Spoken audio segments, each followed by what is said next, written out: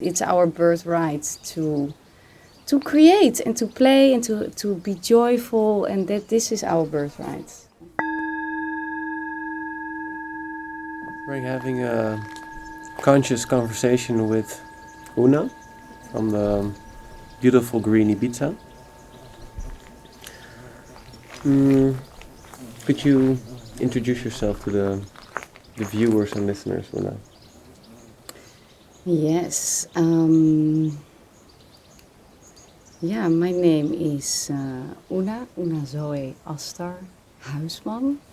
And I got this beautiful name from my father and my mother. They were both artists. And can I introduce myself?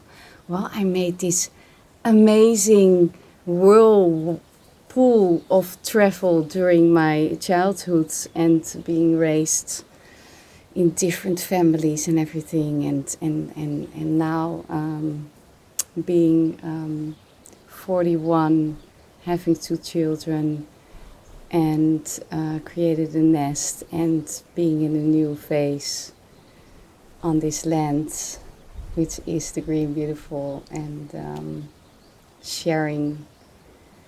Yeah, what do I share? What do I want to share? I want to share beauty. Yeah. Well, so far already a success. Now, how would you define consciousness, or what is consciousness to you or for you? For me, consciousness is to be in the moment, to be in my body, and at the same time also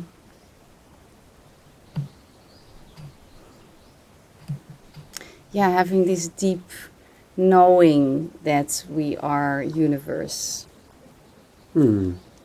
itself. Yeah. And how do you see that consciousness can heal people in a way? Well, what comes up now is that consciousness is super wide, and what I see as a medicine are triggers.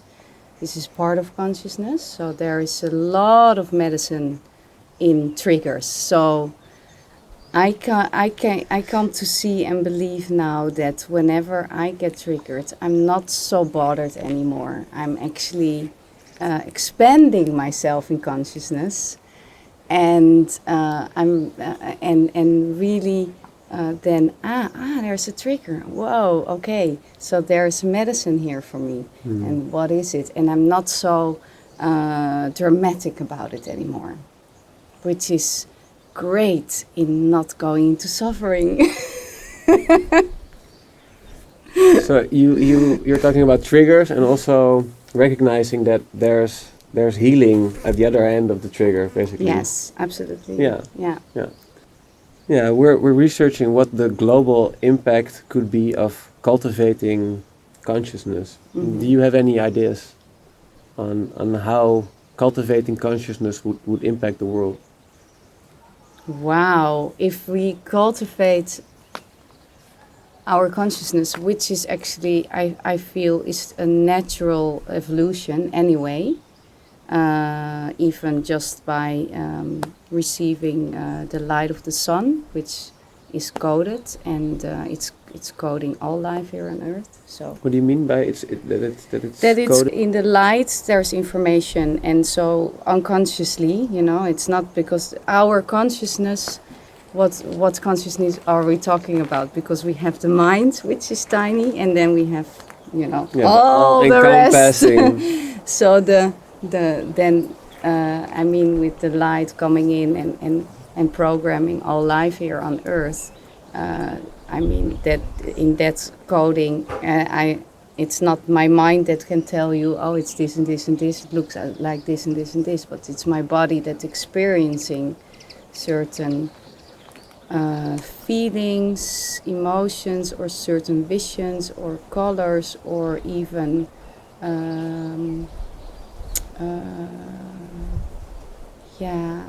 especially nervous system wise. And when talking about well-being in the broader sense, what is your personal approach to well-being? How do you take care of yourself? Um, yeah, I mean, in the first place, having healthy food, and um, and I mean the difference of the quality of food that you plant yourself and get from your own garden or from your friend's garden, and what you buy in the supermarket is huge.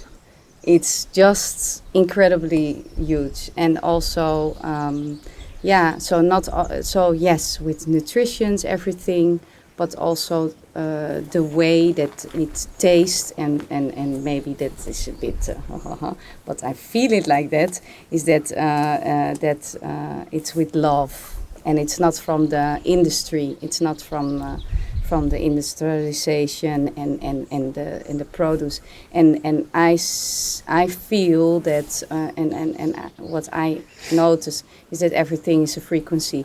So what you put into your body as food wise, this is also frequency, and so I love to eat food and vegetables from my own garden.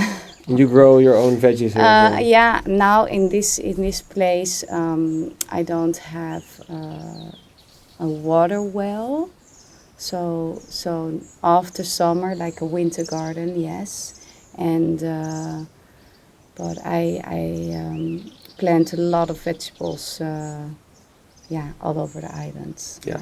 Yeah. So food is an important factor in your well-being. Of course, that's one of those Yeah. basic needs. Yeah. And yeah, we like to look at ourselves and life from a holistic perspective. So looking at body, mind, and our spirit.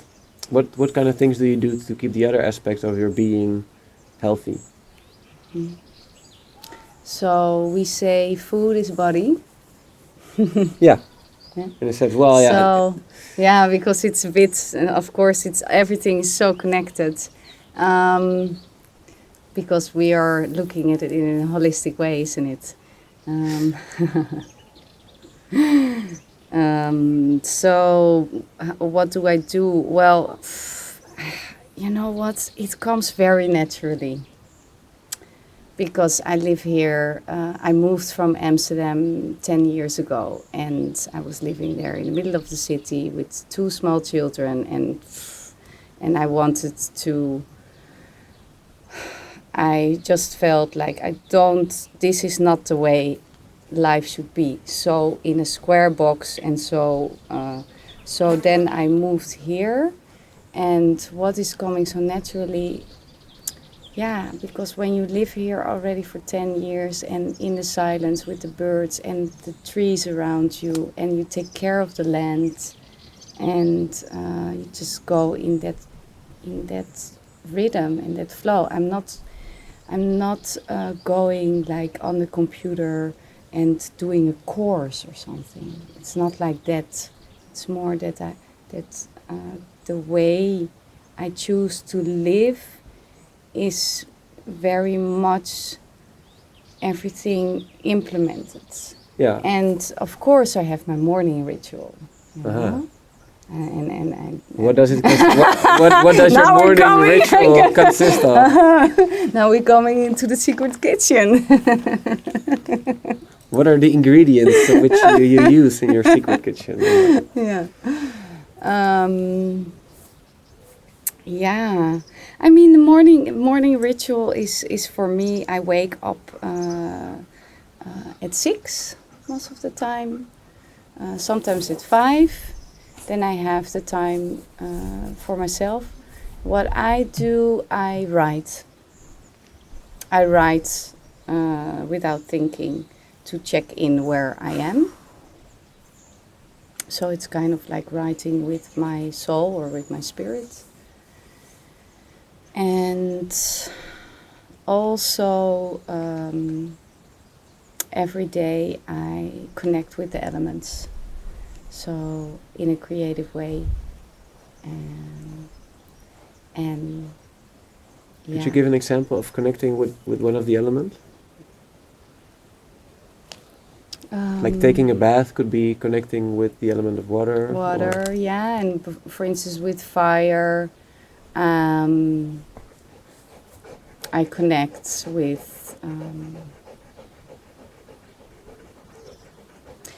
Sometimes when I connect with fire, or put a candle on or something, and then I can be in a process that the fear comes up, or I can fear like, oh my God, I'm never going to meet a new love in my life, for instance, and I get a new flame, and then I can get all sad and really starting to believe that, and then my whole day is gonna be terrible if I stay in that state. And so what I do is that I witness this, and then I write it down, what I want to release, and then I burn it. Yeah, and I want to release it, to the universe, and then I also can call it in. I call in what I want. So you can use the element of fire to be more aware of your triggers, but also to give it back to the earth or to the ether by release it actually. Yeah, to burn it. Yeah. Yeah, with fire, and for instance, air. How do I connect with air? It's like it's our breath. So, for instance, breath, or like even now, to feel this on your skin. No? Yeah, it puts you in the moment.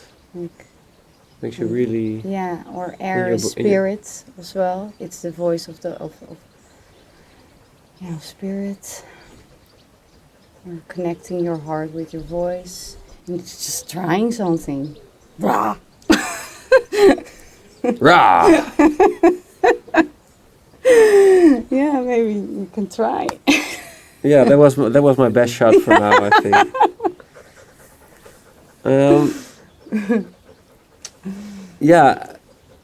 I'm curious about rituals and daily practices. Right, you already mentioned your morning ritual and how you connect with the elements. Mm-hmm. What other forms of ritual or practice do you have throughout the day? Yeah. Well, the thing is that I'm also very interested in rituals, and so I'm. It's really actually also coming in my artistic exploration, because I really do also research and create like little compositions, which is ritual performance. So then I pick a poem, and then what are the symbols in this poem? Like from the words, how can these words not only be words, and how can they become alive? And this can be in a ritual, or so. I just had a conversation with a friend of mine a week ago, and she saw a performance I did like a year ago, and then she said, well, actually it felt like a ceremony. And it's not a traditional ceremony, but for me, in a way, a ritual is everything what I do,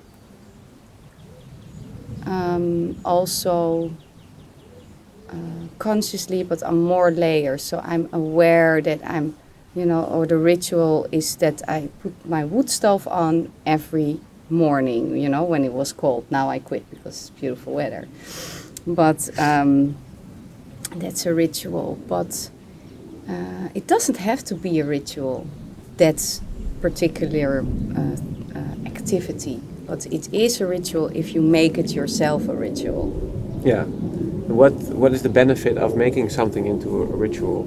Does it connect you with a different layer of reality, or how? Yeah, I don't want to fill it in too much, but that's how I see it. It connects me with the spirit world. I mean, it connects me with my own being. So it really connects me with my own inner world. And with that, I have access to different layers, I think, I feel. Because, yeah, if you are in this space, then information from universe can come easily to you. Yeah. We've spoken about transformation earlier. How do you believe that we can transform ourselves? Or what kind of practices or ideas are there to transmute or transform certain parts of our consciousness, in your perspective? Well, that's for everyone. It's very, very different because we're all very, very unique. I believe one has to find his own way and not always run to every teacher. Because the power and the mastery is in oneself in that sense, and it's fantastic to have like tools and a scala of menus that we can choose in the conscious world, and of course also like you have a familieopstelling, I don't know the word in English, but and yoga practices. I mean, I do Kundalini yoga and to have my body fit, but also to connect with all the other layers. But I also find it so difficult to put words on it, because for me it's kind of like sacred as well, and to put words on it sometimes, yeah, I don't know. It makes it so small. Yeah. But so coming back to your question of how I feel, or what is my vision of transformation, is that I think the first step is to put oneself in a silent place, and from there on to make decisions. If you want to go out and ask for help or for a certain session, but to have that place of silence. And to silence yourself, does that mean like to silence the chatter of the mind, to be able to, or just to be in silence or in meditation? Yeah, actually in non-action. So in a way that you are not that you hear all the chatter and all this. Yeah, I want to say all these terrible things like in your head and in everything. Projections. All these stories stories. All these stories. And just to stand still for a couple of days, only if it's 3 days, and not to speak to someone, and not to make any in your head also conclusions. Just only be, and sleep whenever you want to sleep, and wake up whenever you want to wake up, and just leave it all, and then. From there, yeah. The next I don't step. know. Yeah. I don't know if it makes sense, but from there, the next steps, because from there is a new ground in a way. Yeah. No, it makes sense. I mean, I've been there personally, where I had to stand still and be in action or inactive, and that gave me a lot of new perspectives on how to approach life differently, and that was a transformative experience itself. So I definitely feel what you're saying. Yeah, you already mentioned some healing tools. What kind of healing tools do you frequently use to work on yourself? I use breath.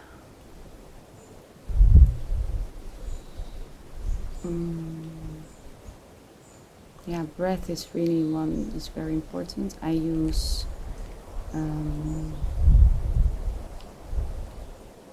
I use the sea, I use the water.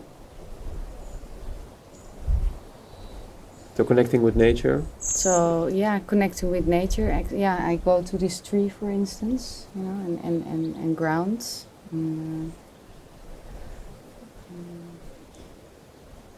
And I use also music, dance, movement. Yeah. I do that a lot, actually. It's so automatic that I totally forget about it. But these are all natural tools that are at our. Yeah, but this is so it's fantastic to change your frequency, to just like put on a song and move through it, just moving the body and the voice. Yeah, I often, the kids, they are used to it, but I often or scream or. What are your experiences with plant medicine, or what have plants taught you? Yeah, well, actually, they opened up for me my mind. So they could. So when when the time was that it was only concepts that I was very interested in, like reading books and things, but there were still kind of concepts outside of me, and plant medicine gave me the experience itself, and that opened me up and my system up. And now, in this point, I don't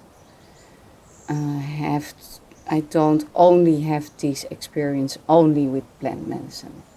I think half a year ago or something, I had spontaneous Kundalini awakening. So I was not on anything.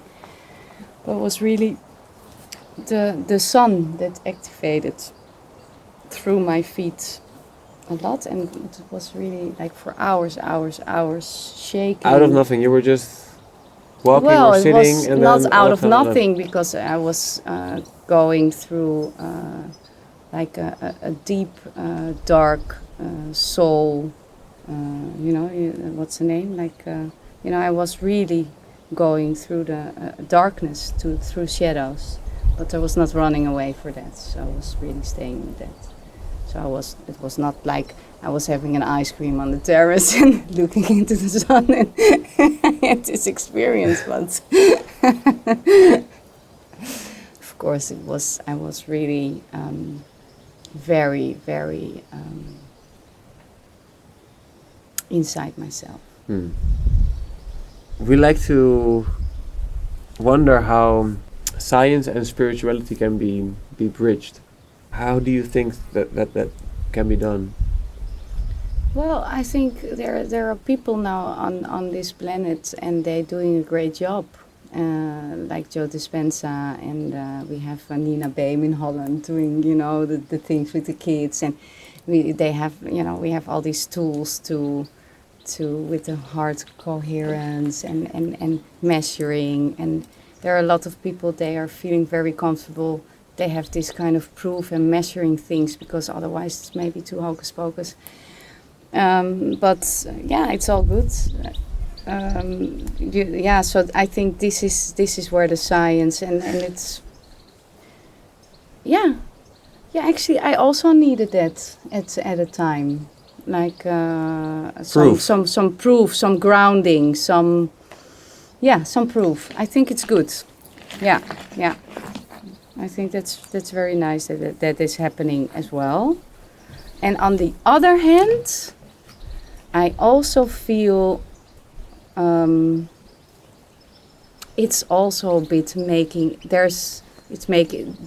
that we don't have to cling on that, and because it's making it also too small, because this is not it, because it's ever expanding and it's huge. We cannot prove anything. We can just know from the inside, and trust is such a powerful tool. We were talking about transformation earlier, and I feel that looking at our own traumas is an important part of transcending ourselves. And I was wondering what kind of perspectives you have or experiences you have yourself with the healing of trauma. Is there anything you would like to share? Yeah, it's funny because I started my introduction like a little bit, took me by surprise as well about me growing up and really like my whole childhood hasn't been like I could write a whole book about it. Losing my mother when I was 11 and being raised in foster parents families, different ones, and like really having different homes. And from there on, there was always the feeling, oh, I want to be free. This is a big theme in my life, freedom.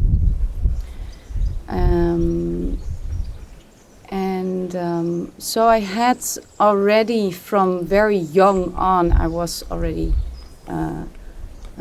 had to deal with trauma, and then later on in my life as well, like in my relationship, I didn't attract the most easiest lessons, I must say. But now, going through that wormhole in a way,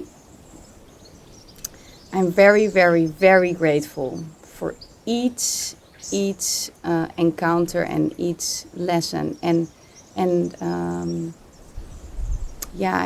I have like even the relationship what I just like last year we closed this cycle of 16 years relationship, and it was so painful to because I really wanted to have that nest, for because I came from a broken nest.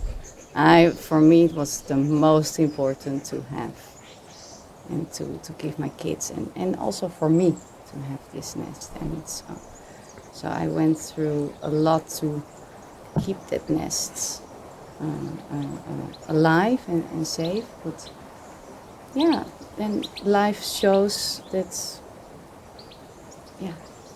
it's not like that. You cannot hold on to something that you want because you want.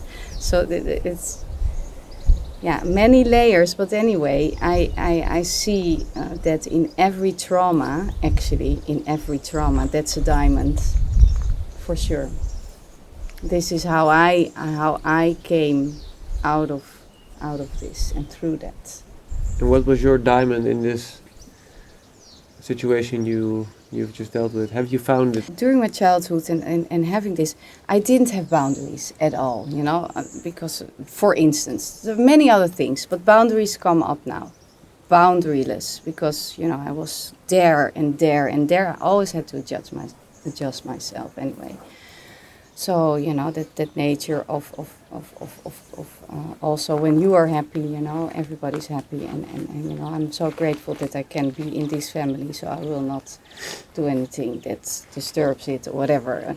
Many natures that we develop as a program, deep programming, that doesn't belong, that isn't love.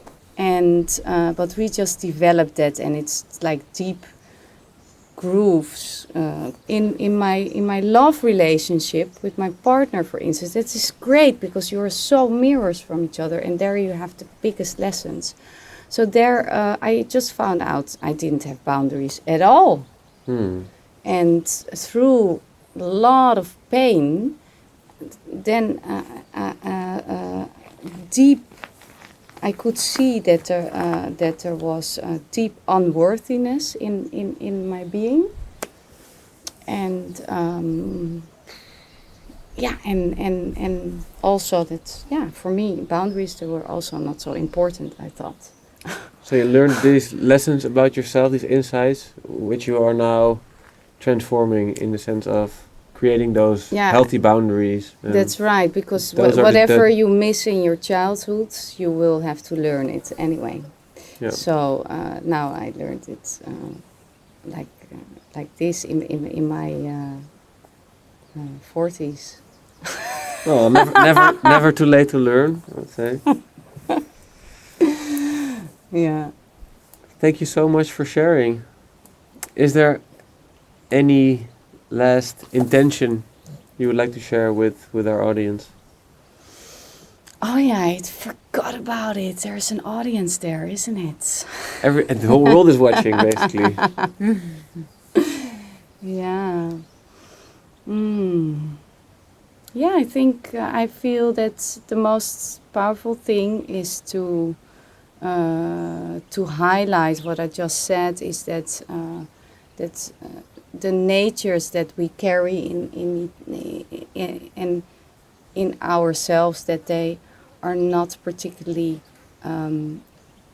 natures that we want to keep carrying our whole life, and developing yourself and growing and expanding in consciousness actually means taking off these layers and layers and layers and free yourself, and because we are huge. We are gods and Yeah, goddesses. gods and goddesses, and we are love, and we it's our birthright to create and to play and to be joyful, and that this is our birthright. Thank you. Thank you.